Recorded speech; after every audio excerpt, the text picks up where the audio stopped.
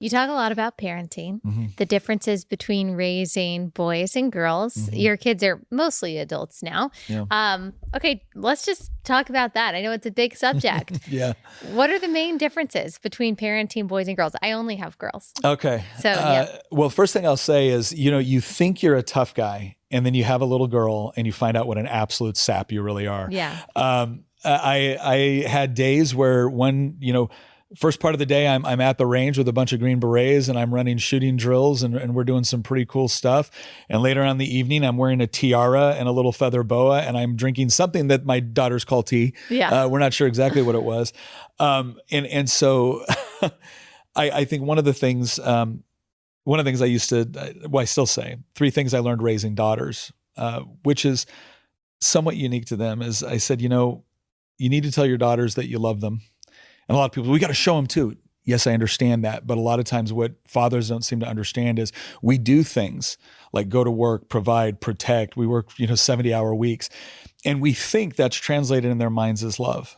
But it isn't necessarily. And so it does have to be verbalized as well as acted out in your day-to-day life. Yeah. You need to be able to tell your daughters you love them. And in fact, that advice came to me from a buddy of mine in the military who was probably one of the biggest, part of the expression, man whores I had ever run across.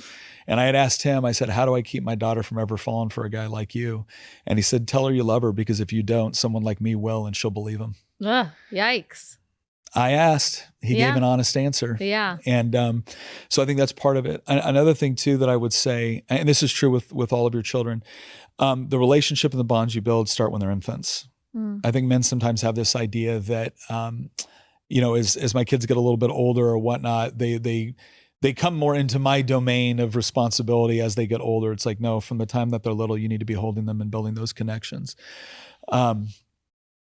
Your daughters need to know that you will tell them the truth, but you tell them the truth from the position that you love them. So if I've already established, and they are just so positive of my love, when I tell them the truth to include hard truths, they'll listen because they know it's coming from a place of wanting them to succeed. They also need to be able to tell you the truth. That's good. There's going to come a moment in every father's life where your child catches you not living up to the standard that you told them was the standard. And in that moment, what you do is very, very important, because if you aren't able to look them in the eye and say, you're right, I'm wrong, and I'm sorry, then what you've taught them is not a standard of moral conduct. You haven't taught them objective morality. What you've taught them is an authority structure. And the authority structure is rooted on who can imply force at any given time. I always wanted my girls to know that if I was telling them something, it was because I thought it was true. And if they caught me not applying it and they respectfully brought it to my attention, then it was my obligation to admit it, because I want them to stand up for truth as well. And I want them to stand up for truth to authority if necessary. That's good. But if there's one thing I could tell men specifically with respect to daughters, and I've been through this phase now where my oldest daughter's married, 2 things I want to relay to them. The first one is, fathers sometimes, again, think that when they're little, do they really remember the things that you do? Your 5-year-old remembers what you did when they were 3. Your 7-year-old remembers what you did when they were 5. Your 12-year-old remembers what you did when they were 7. And what ends up happening is by the time they're in those teenage years, which a lot of people consider the most difficult, I did not. I thought they were the easiest. And you will have established a pattern of love, interest, trust, and compassion that she will use as the standard for everyone else, every other man in her life that she's going to interact with. And so take the time to form those bonds, because they will pay massive dividends when they're in years where they can start to make decisions with or without your approval that could have lifelong consequences. That's so good. The other thing I would say on that is when my oldest daughter first had a boy that liked her, and she's 9 or 10, one of the things that I told her was, I said, look, Daddy's always going to tease you about wanting to, make your boyfriends disappear. I said, but I desperately want you one day to have what your mother and I have.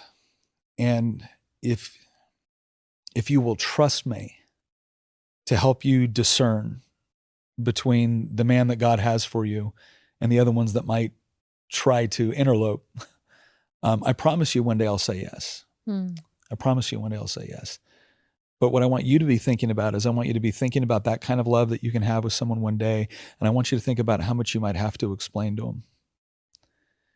And it was amazing how simply laying it out that way, to where I'm not giving you a bunch of arbitrary rules that I tell you to avoid. I'm not even giving you a bunch of well-explained rules that just protect you from danger. I'm setting you on a path that is going to get you what you want. Yeah. And then the last thing I would say is that in order to prove all of that, she's going to watch how you treat her mother. And if you treat her mother with the sort of love and respect that she deserves, that will be all the standard that she needs for when the other guy comes around that doesn't behave that way, or there's something slightly off. You will be the reason why he rejects him, or why she rejects him. Because I always tell guys, you can say all day long, he better ask my permission. The only one that gives that real power is your daughter. Probably the best compliment my son-in-law gave to me was he asked me why I said yes. And I explained it. And I said, were you nervous? And he goes, honestly, I was. He goes, I wasn't at first.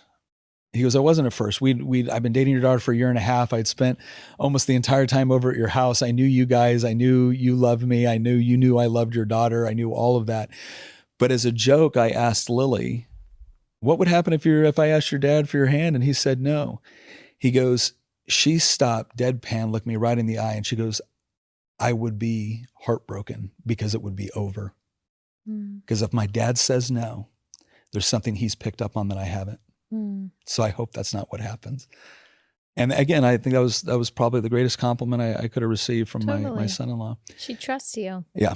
And if I could just say too, this is another one of the things that I think is demonstrative of God's grace, is that as flawed and imperfect as an attempt I made at being a godly husband and father, he blessed it disproportionately to my efforts. And so I'm very grateful for that. When it comes to raising boys, yes, I think men need to understand. I said this once and it bothered some people, and I don't particularly care. I looked at it as I'm raising my replacement in the world.